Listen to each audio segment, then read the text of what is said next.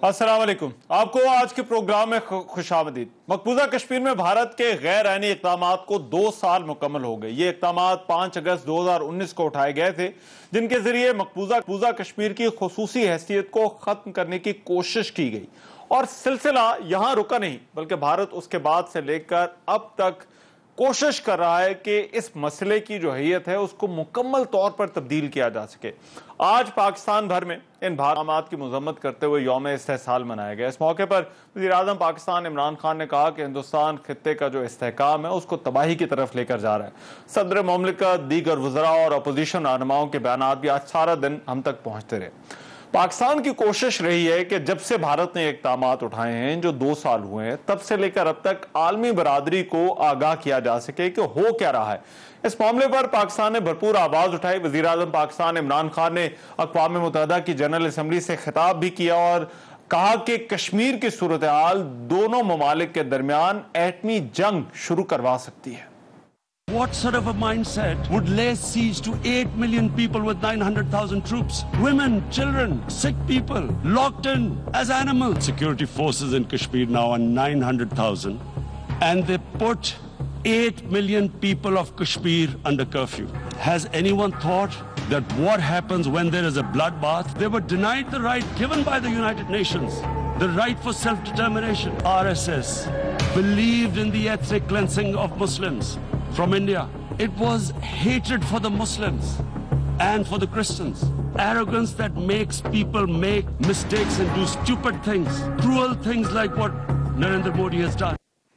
5 अगस्त 2019 के इक़दामात का उस वक्त भी चर्चा हुआ जब वज़ीर-ए-आज़म इमरान खान अमरीकी सदर डोनाल्ड ट्रंप से मिले। वज़ीर-ए-आज़म इमरान खान ने अपनी मुलाकात में खुसूसी तौर पर कश्मीरी आवाम के मसाइब और कश्मीर में जारी लॉकडाउन का जिक्र किया और यह मामला अमरीकी सदर के सामने उठाया, जिसके जवाब में उन्होंने सालसी की ख्वाहिश का इजहार किया। Certainly I would be willing to help if both Pakistan, let's say, and India wanted me to do that. I am ready, willing, and able. It's a complex issue. It's been going on for a long time. Pakistan and India, we talked about Kashmir. I offered, whether it's arbitration or mediation or whatever it has to be, I'll do whatever I can. इन 2 सालों में कश्मीर के मामले पर पाकिस्तान की कौमी assembly ने करारदादें भी मंजूर की। 2 सालों में बहसीत मजमूई इस मामले पर पाकिस्तान की सियासी जमातें मुत्तहिद नजर आई, लेकिन हमने देखा कि हालिया कश्मीर इंतखाबात में कश्मीर पॉलिसी को लेकर एक दूसरे पर खासी तनकीद हुई और एक दूसरे पर कश्मीर का सौदा करने के इल्जामात भी लगे। हुकूमत ने 5 अगस्त के बाद जो इक़दामात उठाए उस पर अपोजिशन तनकीद करती रही। इस बुज़दिल को क्या कहे जिसने कश्मीर में सौदा कर लिया है, कुलभूषण को एनआरओ दिलवा दिया है। ये बुज़दिल का पुतली असल में सिक्योरिटी रिस्क बन चुका है। कश्मीर के अवाम का ये फैसला है कि वो खुद अपने मुस्तकबिल के फैसले करेंगे। ताज उनके सर पे पहनाना जिस पर लिखा हो कश्मीर फरोश। कश्मीर का मुकदमा ट्रंप के पहलू में बैठकर हार कर आया था तो पाकिस्तान आकर कहता था मुझे ऐसा लगता है मैं वर्ल्ड कप जीत के आया हूं। इसके बाद से आज तक लोगों को कहा कि 2 मिनट की खामोशी इख्तियार करो। लोगों ने 2 मिनट की खामोशी इख्तियार की, लेकिन इमरान खान आज तक खामोश खड़ा है। फिर इसी दौरान वज़ीर-ए-आज़म इमरान खान ने भी इंतखाबात से पहले कश्मीर में खिताब किया और एक मरतबा फिर से इस बात को दोहराया कि वो कश्मीर के पाकिस्तान के साथ ताल्लुकात की नौयत तय करने के लिए कश्मीरी आवाम को इख्तियार देने को तैयार है। ये मैं आज आपको असल बात कहना आया हूं। मेरी हुकूमत फिर एक रेफरेंडम करवाएगी और उस रेफरेंडम में कश्मीर के लोगों को हम कहेंगे कि आप फैसला करें कि पाकिस्तान के साथ रहना चाहते हो या आजाद होना चाहते हो। इन 2 सालों में कश्मीर के हवाले से बहुत पेशरफ्त हुई और कश्मीर हमारी खारजा पॉलिसी का एक बड़ा चैलेंज सा बनकर सामने आया। अब आज़ाद कश्मीर में जबकि एक नई हुकूमत है, गुज़िश्ता रोज नया वज़ीर-ए-आज़म का इंतखाब किया जा चुका है। पाकिस्तान तहरीक इंसाफ को पहली मरतबा आज़ाद कश्मीर में भी हुकूमत मिली है। क्या अब ये वफाकी हुकूमत और कश्मीर हुकूमत ये अब मामला सही तौर पर उठा सकेगी या नहीं? पाकिस्तान की सियासी जमातें क्या कश्मीर के हवाले से इकट्ठी होंगी या नहीं? और सबसे अहम बात यह है कि इकट्ठे होकर क्या आगे का रोड मैप जो है वो ये तय कर सकती हैं? और फिर अहम बात यह भी है कि 5 अगस्त 2019 से लेकर अब तक हुकूमत ने जो कुछ किया है, क्या वो काफी है या मजीद भी कुछ किया जा सकता था? इस पर आज के प्रोग्राम की डिबेट है। वेरी क्विकली मेरे साथ आज के प्रोग्राम में जो मेहमान मौजूद हैं मैं तारुफ करा देता हूँ। फारूक हबीब साहब हमें ज्वाइन कर रहे हैं, वफाक के वजीर मुमलिकत हैं पाकिस्तान तहरीक इंसाफ से। फारूक साहब बहुत शुक्रिया आपके वक्त का। शैला रजा साहबा मेरे साथ इस्लामाबाद स्टूडियोज़ में मौजूद हैं पाकिस्तान पीपल्स पार्टी से, बहुत शुक्रिया शैला साहबा आपके वक्त। और मियाँ जावेद लतीफ़ साहब सीनियर रहनुमा पाकिस्तान मुस्लिम लीग नून, मेंबर कौमी असम्बली, वो हमें ज्वाइन कर रहे हैं लिंक के जरिए। मियाँ साहब आपके भी वक्त का बहुत शुक्रिया। फारूक हबीब साहब मैं आपसे इस डिबेट का आगाज करना चाहता हूँ। 2 साल जो कुछ हुकूमत, ये आपकी हुकूमत के लिए भी एक बड़ा चैलेंज था। 18 में आपकी हुकूमत आती है, उसके बाद 5 अगस्त 2019 में तकरीबन 1 साल बाद जो है वो भारत ये इक़दामात करता है। इन 2 सालों में जो कुछ किया जा सकता था, क्या आपने वो किया या आपकी नजर में कुछ मजीद भी हो सकता था?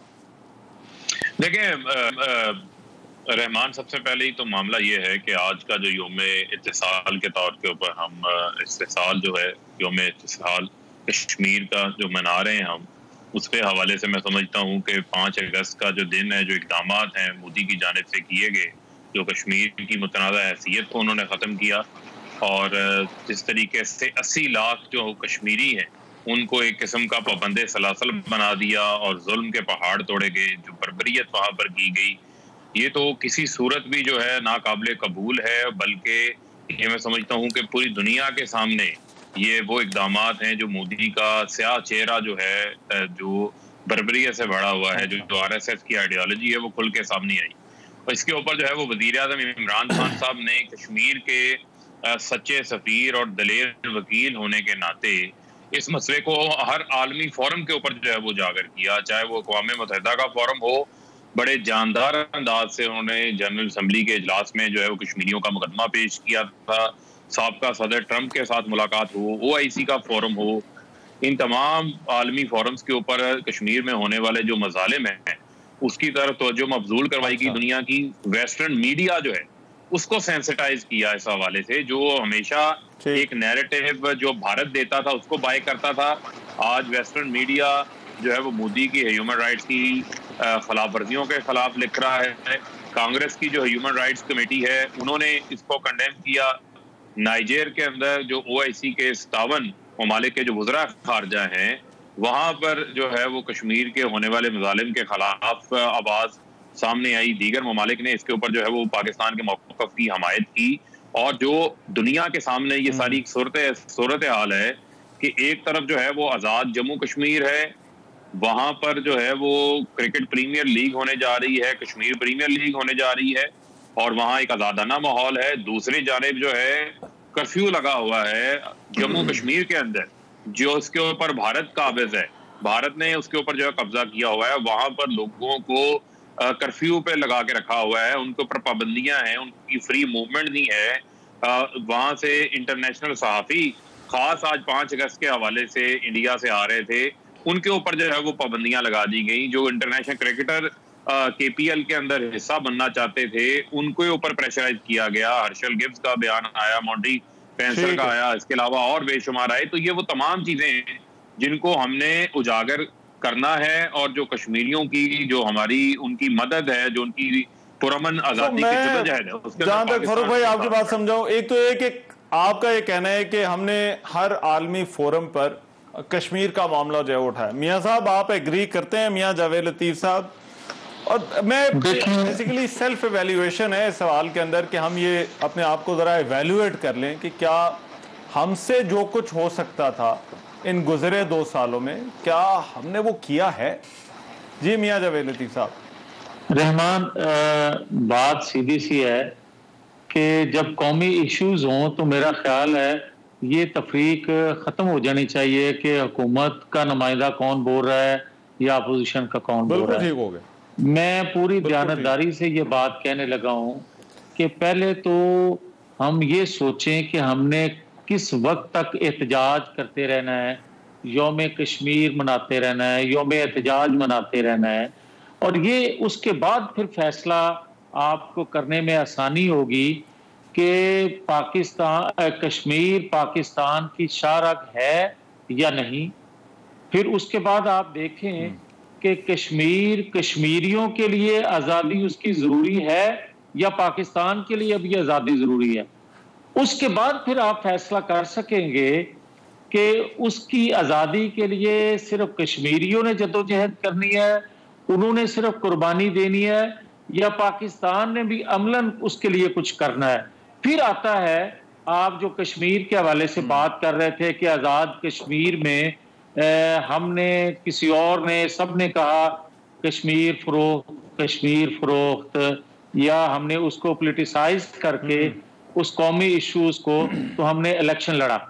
मैं रहमान आपसे सवाल ये करना चाहता हूं कि अगर आपको 73 सालों में भी ये नहीं पता चल सका कि आज़ाद कश्मीर जो है, जो आपके साथ उनका जीना मरना है, वो भी आपके साथ रहना चाहते हैं या नहीं। आपका प्राइम मिनिस्टर वहां जाके ये कहता है कि हम रेफरेंडम करवाएंगे कि कश्मीरी पाकिस्तान के साथ इल्हाक करना चाहते हैं या इंडिया के साथ रहना चाहते हैं। और भाई बात तो सीधी है, अगर मकबूजा कश्मीर और आज़ाद कश्मीर का आप इकट्ठा रेफरेंडम करवाते हैं तो फिर तो बात समझ में आती है कि आप कश्मीरियों से उसकी राय लेना चाहते हैं, मगर आप आज़ाद कश्मीर के लोगों से ये राय लेना चाहते हैं। आप उनकी नीयत पर, उनकी वफादारी पर शक कर रहे हैं। उसके बाद फिर जो मैंने 3 सवाल उठाए हैं आपके सामने, आपको उसके बाद ये फैसला करना पड़ेगा कि आपने सिर्फ और सिर्फ करारदादें कौमी असेंबली में पास करके, एहतजाज करके, 2 लम्हे की खामोशी इख्तियार करके आपने दुनिया को दिखाना है और कश्मीरियों को यहां तक रखना है, तो फिर तो ये आजाद हो गया, फिर तो आप भूल जाएं इसको। आज तो वैसे सर करारदाद अगर आ जाती तो अच्छा होता। अब मुझे नहीं पता कि कौमी असेंबली जो है या किसी और प्लेटफॉर्म से हमारी सारी सियासी जमातें को मुत्तहिद होकर, इकट्ठे होकर कश्मीरियों को कोई पैगाम दे देती। आप कुछ सजेस्ट कर सकते हैं? ये फारूक साहब भी बैठे हैं, शैला साहब से मैं पूछूंगा, क्या कोई ऐसा फोरम नहीं हो सकता था कि जहां पर हमारी सारी सियासी जमातें, ये अभी जो कश्मीर में इंतखाबात में बातें हुई हैं वो एक तरफ हो जाती, लेकिन सारी सियासी जमातें कह देती कि हम कश्मीरियों के साथ हैं और इकट्ठे होकर ये कहती। रहमान, आपने बड़ी खूबसूरत बात की है और ये एक पाकिस्तानी की आवाज ख्वाहिश है जो आप बात कर रहे हैं, मगर मैं ये अर्ज करता हूं कि मेरे इख्तलाफात हजार हों हुकूमत वक्त से, मगर जब कौमी इशू आएगा, जब पाकिस्तान के वकार का मसला आएगा, जब पाकिस्तान की बका का मसला आएगा, तो मैं भूल जाऊंगा कि मेरी दुश्मनी फर्क हबीब से है या नहीं। मगर होता ये है कि जो भी वक्त की हुकूमत होती है ये इनिशिएटिव वो लेती है। आप मुझे ये बताएं कि मकबूजा कश्मीर पर एक कमेटी इजलास हुआ, वहां तो आना पसंद ना किया आपके प्राइम मिनिस्टर ने। भाई वहां तक तो कम से कम आ जाते, दुनिया को दिखाते तो सही कि पाकिस्तानी कौम जो है इस इशू पर मुतहद है। आप तो रहने नहीं चाहते। आप फिर मैं ये अगर कहूंगा कि आपने एक कश्मीर में जैसे कैसे भी आपने नताइज बना लिए कश्मीर के, मगर आपने बुजदार नंबर 2 बिठा दिया वहां।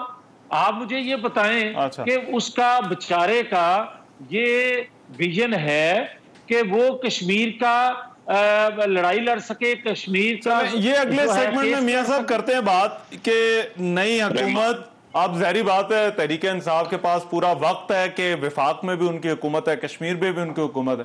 फारूक भाई कुछ ऐड करना चाह रहे हैं? मैं शाला साहब से भी जरा पूछ लूं, बट ब्रीफली आप कर लें ऐड, कर लें। थोड़ी फैक्ट करेक्शन ये कर दूं कि जो जावेद लतीफ साहब ने अभी कहा कि हम पता नहीं आजाद कश्मीर के लोगों को कह रहे हैं कि हम आपका रेफरेंडम कराएंगे, आप पाकिस्तान के साथ रहना चाहते हैं नहीं रहना चाहते। फैक्ट चेक ये है कि जब इन्होंने वहां पर कश्मीर के अंदर एक नफरत अंगेज पूरी कैंपेन चलाई, उसका नतीजा भी इनके सामने आ गया, मोदी का नाम नहीं लिया गया। खैर उसके अलावा जो प्राइम मिनिस्टर साहब ने बात की, उन्होंने कहा जब कश्मीर आजाद होगा तो हम पूरे कश्मीर को, उसमें मकबूजा कश्मीर भी शामिल है और उसमें आजाद कश्मीर भी शामिल है, उनको हम ये मौका देंगे रेफरेंडम का। आजादी के बाद वो क्या आजाद रियासत चाहते हैं या पाकिस्तान के साथ इलाहाक चाहते हैं? ये बात फैक्ट को जो है वो करेक्ट नहीं, कर तो लें। आप ये कह रहे रहमान हैं कि वजीर आज़म ने एतमाद की वजह से ये बात की है कि आजाद कश्मीर को ये बात की है। दूसरी बुनियादी चीज ये है, देखें मामला क्या है, मामला ये है कि आज जो 5 अगस्त का जो मामला है, जो आज 5 अगस्त का मामला है, उसको मुझे तो कम अज कम जो है वो किसी के साथ बैठ के किसी किस्म का ना तो कोई स्कोर सेटल करना है, किसने क्या किया क्या नहीं किया, वो वैल्यूएशन जो है वो कश्मीर की आवाम ने भी बहुत अच्छी की, आजाद कश्मीर की आवाम ने, उसकी बेस के ऊपर उन्होंने रिजल्ट भी सामने रख दिया। लेकिन आप ये नहीं कह सकते अगर किसी एमएलए को जो पूंछ सेक्टर का है, जो लाइन ऑफ कंट्रोल पे बैठा है, जिसके घरों में जो है वो लोगों ने शहादतें दी हैं, कुर्बानियां दी हैं, अगर वो आजाद जम्मू कश्मीर का वजीर आज़म बन जाए तो आप उसकी काबिलियत पर, आप उसकी नीयत के ऊपर शक करना शुरू कर दें। चले, वो आपकी पार्टी की कॉल है, आपकी पार्टी किसी को भी बना सकती है। आप मुझे 1 मिनट दें जरा, मैंने कहा इस पे जरा आगे करते हैं बात के, आप जब के पास आपके पास नहीं फारूक बस मैं जरा 1 मिनट मियां साहब जरा शैला साहब से जरा पूछ लूं, एक तो वो बैठी मेरे साथ है स्टूडियो मैं माजरत से शैला बीबी से, लेकिन 1 सेकंड के लिए ये जो फर्क हबीब बात कर रहे हैं, या तो इनको इल्म नहीं है या अपने प्रोड्यूसर को कहें कि इमरान खान का वो क्लिप सुनवाएं कि उन्होंने मकबूजा कश्मीर की बात की थी या आजाद कश्मीर की बात की थी। इस तरह मैंने शुरू में मियां साहब शुरू में वो हमने वो प्राइम मिनिस्टर की जो बात है वो सुनवाई है, लेकिन शैला साहब इनको नहीं, मैं बात करना चाह रहा था कि ये जो 2 साल में हमने जो कुछ किया है, शुरू कर लें अक़वाम मुत्तहिदा, पीटीआई इसका क्रेडिट लेती है कि हमने हर आलमी फोरम पे जो है वो बात की है, अक़वाम मुत्तहिदा हो, ट्रम्प के साथ मुलाकात हो, कोई और फोरम हो। आप एग्री करते हैं कि जहाँ जहाँ कश्मीर पे बात हो सकती थी आलमी फोरम पे वहाँ पर हुई है? अच्छा, मैं सबसे पहले तो देखें, हम अपने मुल्क में आपस की सियासी पार्टीज़ हम बहुत एक दूसरे से बात करेंगे, बहुत एक दूसरे पे तनकीद करेंगे, लेकिन आज हमारा जो टॉपिक है, इनफैक्ट आज हमारी जो इंटरनल जो हमारी जो भी ग्रीवियंसेस हैं कश्मीर कॉज पे, हम समझते हैं कि उसको हमें एक तरफ रखकर हमें जो है आज बात करनी चाहिए अक़वाम मुत्तहिदा के रवैये पर, हमें कंडेम करना चाहिए मोदी पे, ठीक है। और ये जो यौम इस्तिसाल है, हकीकत में तो हर रोज़ इस्तिसाल हो रहा है। आप कोई भी तकरीर उठा के देख लें, भुट्टो साहब शहीद के ज़माने से शुरू करें, हर वज़ीर आज़म ने जब भी कश्मीर की बात की है यूएनओ में, तो आपको एक तरह के जुल्म नज़र आएंगे, लेकिन मोदी के आने से उसमें बेतहाशा इजाफा हुआ।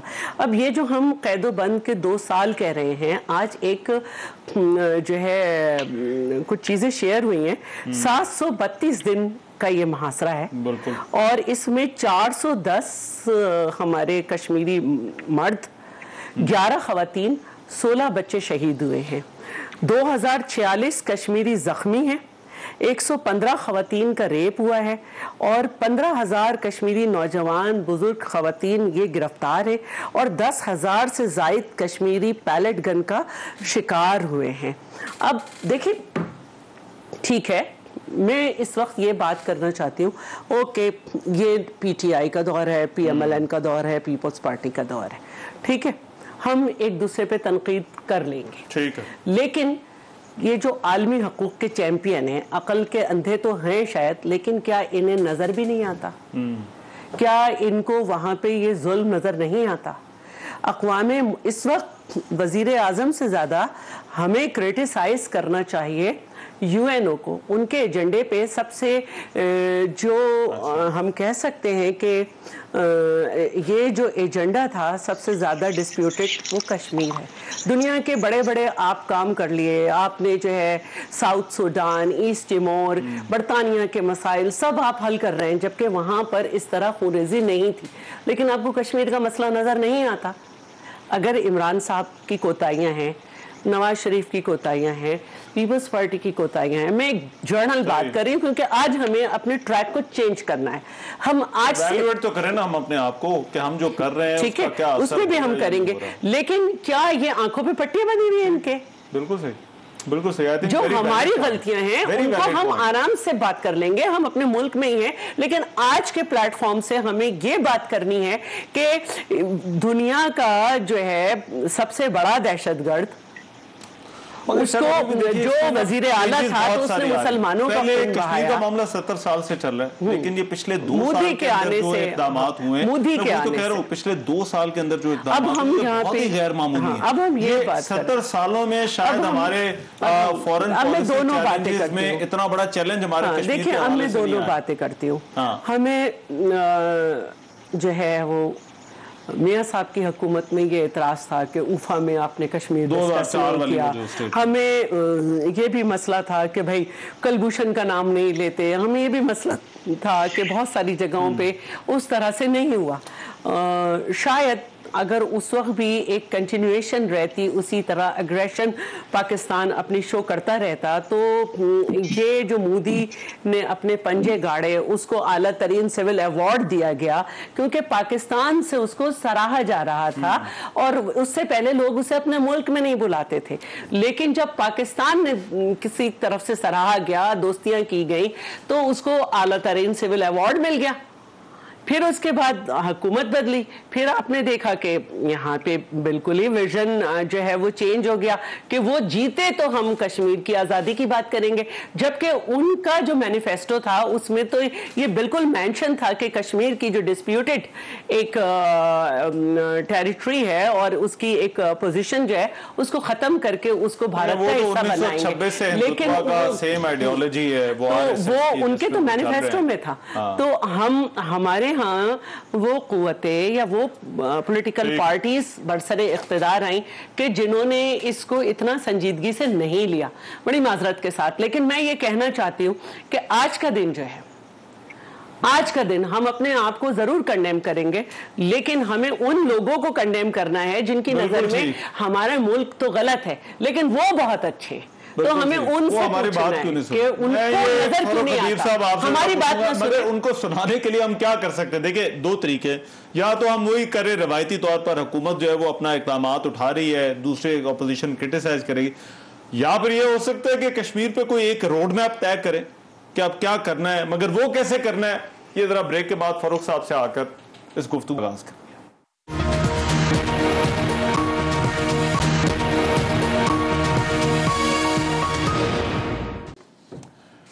ब्रेक के बाद प्रोग्राम में एक मरतबा फिर से खुशामदीद। बात हो रही थी कश्मीर के ऊपर और आगे का रोड मैप जो है वो क्या कोई तय किया जा सकता है। फरूक हबीब साहब, ये आपको बहुत बातें आपको सुननी पड़ती हैं कि जब सिक्योरिटी की बात आती है, नेशनल सिक्योरिटी की बात आती है, तो आपकी हुकूमत उस तरह से बात करने पर आमादा नहीं है।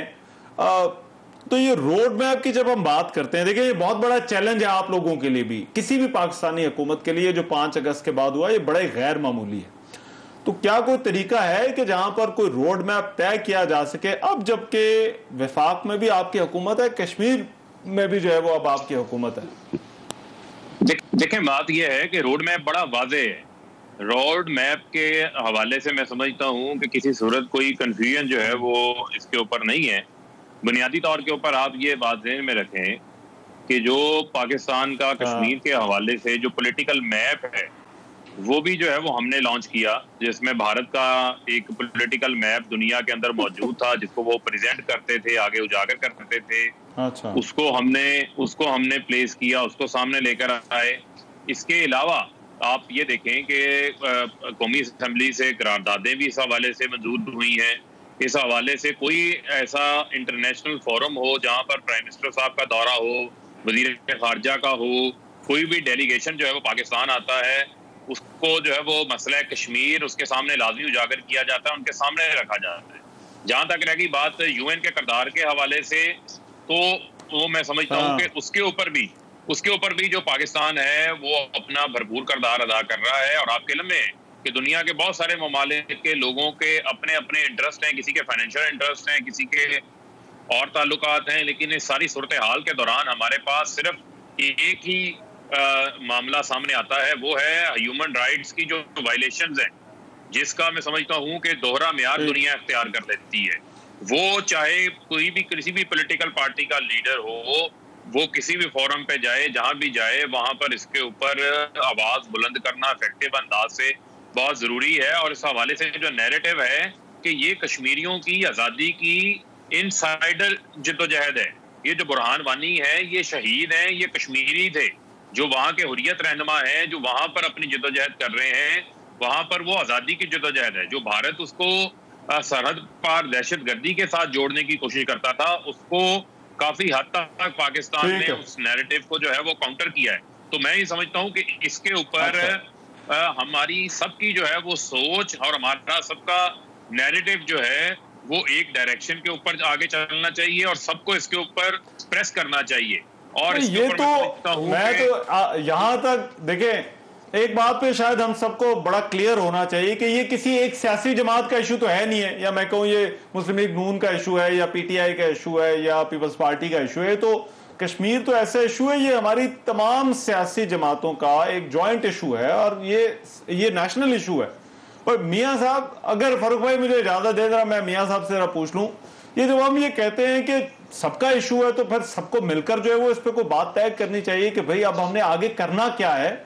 ये जो कुछ हो रहा है और ये बड़ी तेजी के साथ हो रहा है, क्योंकि जिस अंदाज से भारत इस मामले पर आगे बढ़ रहा है हमें शायद इसकी संगीनी का अंदाजा नहीं है। अगले 5 से 10 साल के अंदर ये सूरत हाल मुकम्मल तौर पर तब्दील हो जाएगी।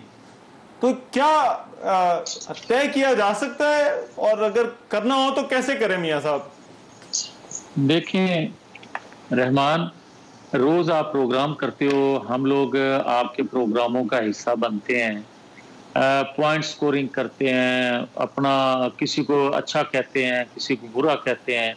मैं अब भी वजीर साहब से ये कहूँगा कि मेरी बात हौसले से सुन लें, मैं कहना क्या चाहता हूँ। और मैं बतौर एक पाकिस्तानी के ये बात कह रहा हूँ, जिस तरह रहमान अज़हर साहब को मैंने ये पहले कहा था कि आपकी ये जो आवाज़ है ये बतौर पाकिस्तानी आप कह रहे हैं, एक प्रोग्राम को होस्ट करने वाला नहीं नजर आ रहा। मैं अब भी ये कहूँगा, और शैला बीबी ने यही बात की, मैं फर्क को भी यही कहूँगा। बात सीधी सी है कि भाई हमने 2-3 चीजें आपने बार बार कहा कि रोड मैप क्या है। आप पहले तो ये देखें कि 70 सालों में रहमान किसी को ये जुर्रत नहीं हुई थी कि मकबूजा कश्मीर की हैसियत को ख़त्म करने की। अब क्यों हुई है, ये हमारे सबके लिए एक लम्हा फिक्रिया है। फिर उसके बाद दूसरा सवाल उठेगा कि आप ट्रंप से मिले, ट्रंप ने सालसी की, और उसके बाद तीसरे चौथे दिन वो जो उसने हरकत की इंडिया ने, उसके बाद सालस कहाँ गया, आज तक उस पर बात क्यों नहीं हुई। ये भी छोड़ दें, इससे आगे चलते हैं। मैं ये कहता हूँ कि 70 सालों में हम ये कोशिश कर रहे थे कि मकबूजा कश्मीर डायलॉग के ज़रिए, सफारतकारी के ज़रिए उनको आज़ादी मिल जाए, नहीं मिल सकी। उसके बाद हुआ ये कि उस पर कब्ज़ा कर लिया गया अमलन। अब जब कब्ज़ा कर लिया है तो हमारे अदारों ने, हमारे पाकिस्तान ने, हमारी रियासत ने, हुकूमतें बदलती रहती हैं, मगर कोई रोड मैप था हमारा कि अगर ये होगा एक्शन तो रिएक्शन हमारा क्या होगा। 2 सालों में हमें कोई रिएक्शन तो नजर नहीं आया।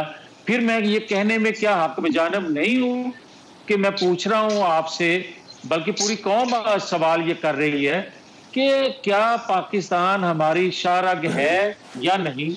फिर दूसरा सवाल पूरी पाकिस्तान कश्मीर कौम का है। मेरा सवाल ये नहीं है, पूरी पाकिस्तानी कौम का सवाल है कि क्या ये आज़ादी जो है ये कश्मीरियों के लिए ज़रूरी है या पाकिस्तान के लिए भी ज़रूरी है।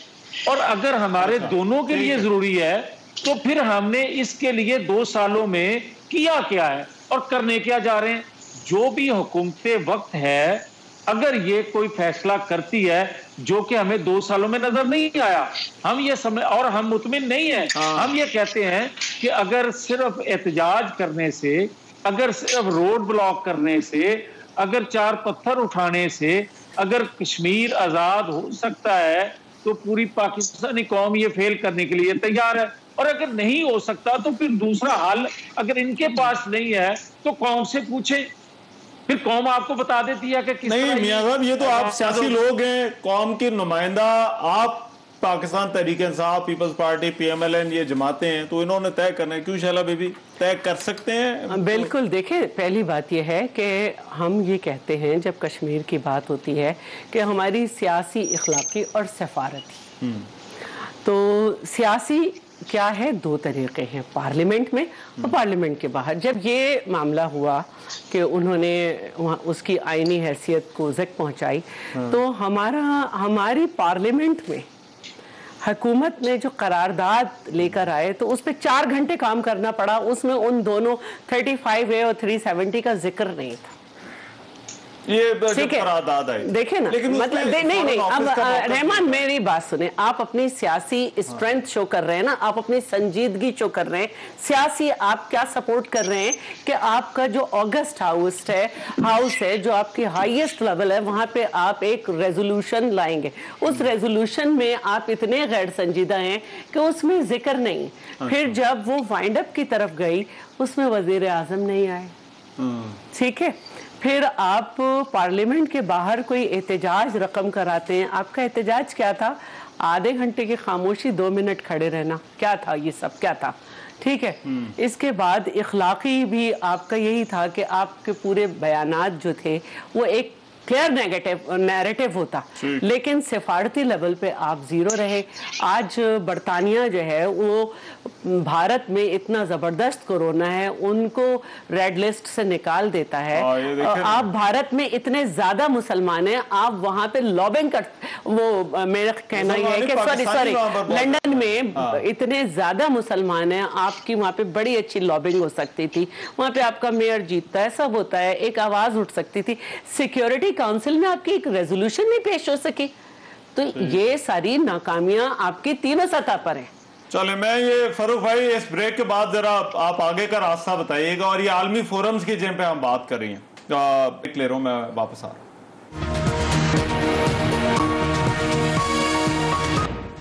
ब्रेक के बाद प्रोग्राम में एक मरतबा फिर से खुशामदीद। बात हो रही थी कि कश्मीर पर ये जो 2 सालों में हुआ, उस पर हमने कुछ सेल्फ एवेल्युएशन तो कर ली कि हमने आज तक जो किया है उससे बढ़कर भी क्या कुछ किया जा सकता था या नहीं। शाला साहबा, हुकूमत अक्सर सवाल पूछती है कि बताएं फिर आगे फिर करना क्या है। अच्छा, जब आप ये कहते हैं कि आलमी फोरम्स है, आलमी फोरम्स पर आवाज उठानी है, वो कह रहे हैं हमने उठाई, उसके अलावा क्या किया? नहीं उठाई ना, मैंने भी आपसे यही बात की कि बरतानिया में इतने मुसलमान हैं, आप लॉबिंग नहीं कर सके। सिफारती लेवल पर जीरो, सियासी लेवल पर कोई इफेक्टिव नहीं, इखलाकी लेवल पर ये कि आपकी अपनी ही जो हाउस है उसमें ही आप जो है सही से बात नहीं कर पाते, अपने लोगों को हमनवा नहीं कर सकते, कुछ नहीं कर सकते। तो मुझे बड़ी मायूसी हुई, और फिर जो कुछ नैरेटिव आज़ाद कश्मीर के लिए रखा गया, गो के फ़ारूक ने भी उसे तब्दील करने की कोशिश की, ये बड़ा सवालिया है और मुझे बहुत ही हैरानी हुई। देखिए, ये मसला जो है, इसकी संजीदगी को अगर समझें तो एक लीडर जो होता है सियासी, उसकी दूररस निगाह होती है। और ऐसे ही नहीं, शहीद जुल्फ़िकार अली भुट्टो ने कहा था कि 1000 साल भी जंग करनी पड़ेगी, यानी कि इस मामले को संजीदगी से लेना था, ये जल्दी हल नहीं होना था। आप सॉलिसी पे खुश हो गए, भारत में शोर मच गया। मोदी के लिए ये ट्रंप ने कहा कि वो राजी है, वजीर आजम ने कहा वो राजी है सॉलिसी पे, लेकिन जब वहां की पॉलिटिकल पार्टीज ने शोर मचाया, ट्रंप मुकर गया, लेकिन आप इसे वर्ल्ड कप करार दे रहे थे। तो क्या मतलब, क्या सोच? देखिए, जब बात आती है कि ये क्या कर रहे हैं, तो पाकिस्तान तहरीक इंसाफ की हुकूमत आगे से पूछती है कि भाई आप बताएं, पीपल्स पार्टी की गवर्नमेंट ने या मुस्लिम लीग नून की गवर्नमेंट ने, मैं मियां साहब से पूछ लेता हूं। मियां साहब, आपसे बहुत ज्यादा सवाल होता है। इतनी संगीनी जो है, जो 2 हुकूमतों ने देखी, इससे पहले इतनी संगीनी जो मोदी से पहले थी वो नहीं थी। बिल्कुल ठीक है, या यहाँ तक यहाँ पे दोनों पार्टी इसको समझना चाहिए था। पीटीआई वाले आपसे सवाल पूछते हैं कि आप जो हम पर तनकीद कर रहे हैं, आप पहले ये तो बताएं कि आप लोगों के दौर में मसला कश्मीर जो है वो कितना के जो है वो उजागर हुआ था, या उसके लिए क्या कुछ किया गया था? मेरी अर्ज सुन लें, जितने इल्जामात आप पीपल्स पार्टी पे लगा दें, जितने चाहे ये इल्जामात मुस्लिम लीग पे लगा दें, जितने चाहे हमें गैर आईनी तौर पर काबूज होने वाले जो लोग थे पाकिस्तान के इक़्तिदार आला पर, उन पर हमें सबसे बड़ी शिकायत होती है कि ये आइन शिकन है। मगर किसी दौर में भी ये किसी को हिम्मत ना हुई कि मकबूजा कश्मीर का स्टेटस चेंज करने की। बुनियादी सवाल तो ये है कि क्या हमारे किसी दौर में भी 70 सालों में ये जुर्रत किसी को हुई थी जो इनके दौर में हुई है? वजह क्या है? वजह यह है कि जब आप अंदरूनी तौर पर कमजोर होंगे, 70 सालों में पाकिस्तान इस कदर अंदरूनी तौर पर कमजोर नहीं था, वो मुआशी तौर पर हो या तकसीम दर तकसीम हो कौम। ये दुश्मन के लिए बेहतरीन मौका होता है कि जब कौम तकसीम हो, जब उस मुल्क की मईशत का बुरा हाल हो जाए तो दुश्मन वार करता है। दुश्मन आपको रेस्क्यू नहीं करता कि आप जब ताकतवर होंगे तो तब हम हमला कर लेंगे। उसने देखा कि आप दोनों महाज पे कमजोर हो चुके हैं, यहां तक कि आप सफारती तन्हाई का शिकार हो चुके हैं। तो दुनिया, उन्होंने देखा जब आप पे हमला किया, उन्होंने जहां तक संगीनी का बाकी सब चीजें अगर हम एक तरफ रख दें, क्या आपकी जमात, और मैं शाले साहब से पूछता हूं, क्या आप हुकूमत को कश्मीर के मामले के ऊपर सपोर्ट देने को तैयार हैं कि आगे का रास्ता तय करने के लिए जो है वो हम आपके साथ? रहमान एक सेकंड, बैठने से पहले मैं फिर माजरत कर रहा हूं अपनी बहन शाला बीबी से, मगर आप बार बार जिक्र हो रहा है संगीनी का। ओ भाई साहब, कश्मीर की संगीनी अपनी जगह, अफगानिस्तान की संगीनी को भी देखो। हमारे चारों तरफ संगीनी संगीनी, तन्हाई तन्हाई, मगर मेरिया आनियां जानियां वेखो, ए खुदा दा वास्ता जे इन चीजों को देखने की जरूरत है, पॉलिसी साजों को देखने की जरूरत है। हमने यहां रहना है, कोई बैग पकड़ेगा, पकड़ के निकल जाएगा। हमने मरना यहाँ है, जिंदा यहाँ रहना है। खुदा के लिए हम पर रहम करो, ये मत करो जो कुछ हो रहा है। ठीक है फारूक भाई रिस्पॉन्ड कर दें जरा। वो कह रहे हैं कि एक तो संगीनी देखे और देखें मसला ये है कि जिन्होंने बैग पकड़ना था वो पूरा 250 सूटकेसों के साथ पूरे खानदान समेत बाहर मुल्क से बाहर हैं, और आज उनकी वीजा तौसीक की दरखास्त रिजेक्ट हो गई है, और बाकी जाना चाहते हैं। ये आप कंफर्म कर रहे हैं फारूक हबीब साहब के? दूसरा मामला ये, सर एक मिनट रुके ना जरा, क्योंकि इस खबर पर बात हो रही है। नहीं रहमान एक सेकंड, मैं आज के दिन के मुझे बात करने दे जरा। फर्क है नहीं, वो आज के दिन में आपने जो कहना था आपने कह दिया है, जरा बात मुझे करने देना बात। नहीं, ये कोई तरीका नहीं है। मैं रहमान से मुखातिब हूं, मैं रहमान से, मियां साहब रहमान से बात करो। पहले मेरी बात, मियां साहब एक मिनट दे दो जरा उसको। मैं पहले मेरी बात सुन, ये बात करने देना। रहमान इस तरह नहीं बना सकता। मैं तो आपसे देखे रिक्वेस्ट कर सकता हूं, करवाया हुआ था, फिर मैं उठ के चला जाता हूं। आप नहीं सर एक मिनट मेरी बात सुने, पहले मेरी बात सुने। मेरी जरा गुजारिश, फारूक भाई जरा मियां साहब को ऐड करना चाह रहे हैं। मैं कुल मियां साहब अगर ब्रीफली कर सकते हैं, फिर then I will go to Farooq Habib. मैं ऐड करना चाह रहे हैं बात की मैंने तो, मैं एक जुमले में बात करना, मैं सिर्फ एक बात करना चाहता हूं। फारूक भाई जरा सुन ले, चले मैं आपसे रिक्वेस्ट कर लेता हूं, जरा सुन ले मियां साहब क्या कहना चाह रहे हैं, फिर आप रिस्पॉन्ड कर दीजिए, फिर देन टाइम इज योर्स, आपका टाइम है।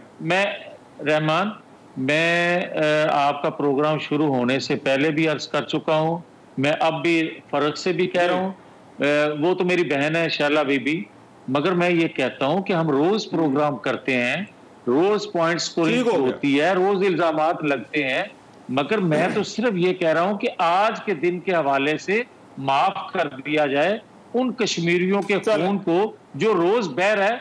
कोई पॉलिसी, आप हुकूमते वक्त हैं, आपको पॉलिसी आपसे तो ठीक है, राइट पॉइंट टेकन जी फारूक भाई।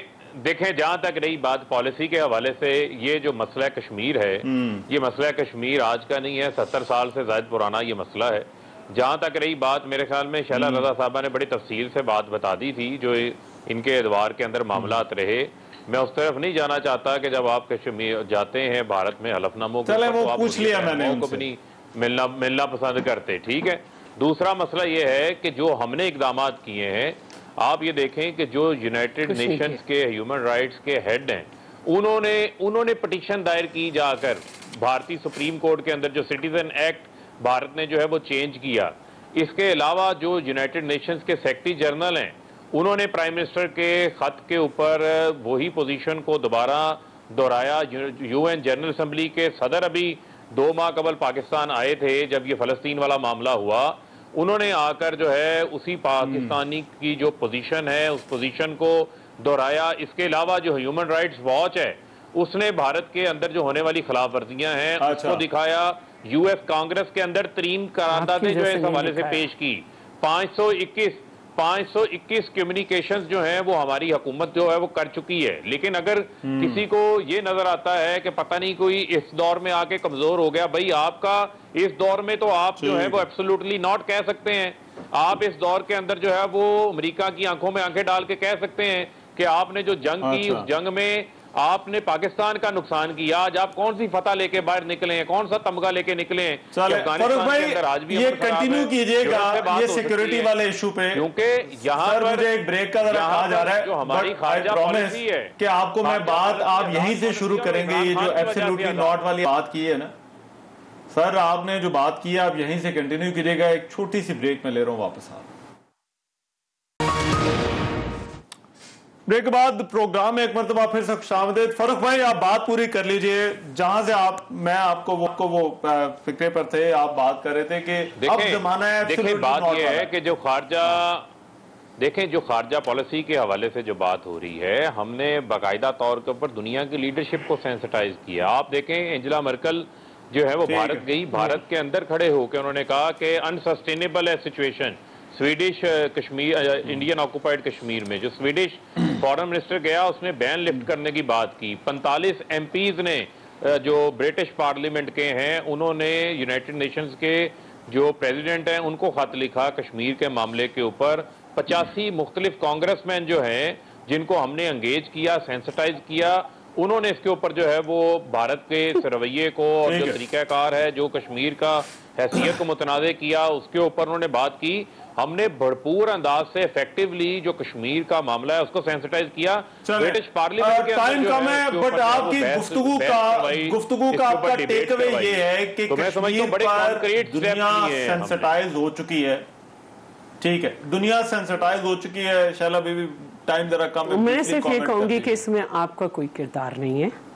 ये जो दुनिया और आजाद कश्मीर आप जो कुछ बातें कर रहे हैं ये हमेशा से मसला जो है वो गूगल पे और सब जगह पे जो है इस पे सारी मालूमात मौजूद हैं। आपको नहीं मालूम था, जब भी तो आपने कहा कि मोदी जीत जाए तो हम उससे कश्मीर पे बात करेंगे। आपको नहीं पता था, आपने पढ़ा तो फिर आपने ये कहा।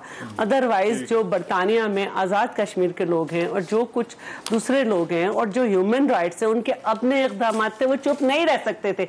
लेकिन प्रैक्टिकली उन्होंने कुछ नहीं किया, सिर्फ जाके शोर मचाया और आज आप देख लें कि रेड लिस्ट में भारत को निकाल दिया उन्होंने। तो इसमें आपका कोई किरदार नहीं है, आपका इंतहाई गलत किरदार था। आप इलेक्शन से पहले वहां पे खुद गए, वहां पे बैट भी देके आ गए, सब कुछ करके आ गए। आप भी वही चाहते थे और कोई आपका किरदार नहीं है। मेरा ख्याल है जो गुफ्तगू जो फरूक हबीब साहब ने गवर्नमेंट के बिहाफ पर की, उन्होंने कहा कि एटलीस्ट दुनिया इस वक्त सेंसिटाइज हो चुकी है इस सारे मामले के हवाले से। और तभी आप ये देख रहे हैं कभी यूएन में भी बात हो रही है, कभी अखबारों में बात हो रही है, आर्टिकल्स इसके ऊपर आ रहे हैं। Don't you agree? आपके पास वक्त कम है, इसलिए मैं ये कहूंगा कि ये बाकी इश्यूज की तरह झूठ बोल रहे हैं, गलत बयानी कर रहे हैं और पाकिस्तानी कौम को तो गुमराह कर ही रहे थे, ये कश्मीरियों से धोखा कर रहे हैं। आप मुझे ये बताएं कि आप 2 सालों में आपने किया क्या? आरएसएस का नाम नहीं लिया। फर्क एक सेकंड आपने कश्मीर आपने भी नहीं लिया, पैसे बांटे यार, इसको चुप कराइए। आपने तो सिर्फ पैसे बांटे। आपने तो पैसे बांटे। आप अपोजिशन लीडर होते हुए रहमान उन्होंने उसी मोदी को रिक्वेस्ट की मिलने की और उसके घुटनों को जाकर इसने छुआ। इसी इमरान खान ने बतौर अपोजिशन और कोई पाकिस्तानी जो है बतौर अपोजिशन के सिफारतकारी है कि जो बाइडेन फोन नहीं जो मोदी के साथ जो आपने ताल्लुकात सर देखें, मैंने तो ये डिस्कशन शुरू की थी कि हम कोई एक तरीका देख सकें कि आगे किस तरह से। अब अफसोस यहाँ तक पहुंच गया है कि मोदी के बाद जो बाइडेन फोन नहीं उठा रहा। अब कभी चले इस पर इंशाल्लाह किसी दिन और जो है हम कोशिश करेंगे, इस पर हम बात कर। चले, बहुत शुक्रिया मियां जावेद लतीफ साहब। मैं कोशिश करूंगा किसी दिन फिर जरा आपको बुलाएं और इस पे बात हो कि आगे का रोड मैप ये बड़ा जरूरी है, क्योंकि ये हमारी सियासी जमातों को तय करना है कि आगे इस पर क्या करना है। फरूक हबीब साहब।